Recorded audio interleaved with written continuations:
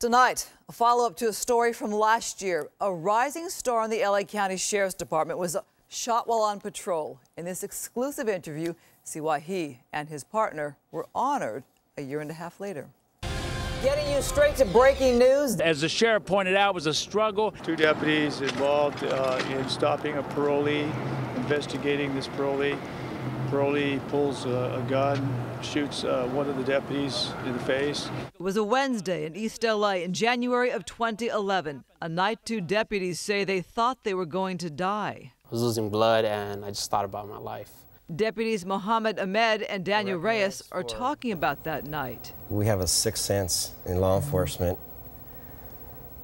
and we can tell when there's something not right, and I sensed it that night. While approaching a gang member on parole, Nestor Torres, Ahmed was shot in the face, his uniform from that night. Initially, I didn't even know he had been shot.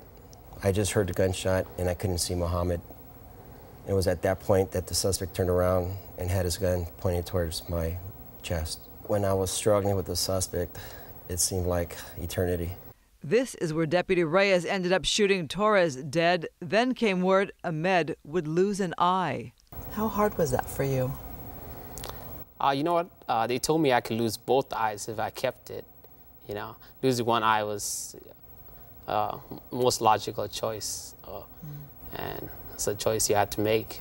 Ahmed had come to this country from Somalia. His mom was newly widowed, and he was the breadwinner for a family of 10. He'd wanted to be a cop since he was in the 6th grade. I have your DARE essay contest winner. He remembers an officer came. And he put a badge on my chest.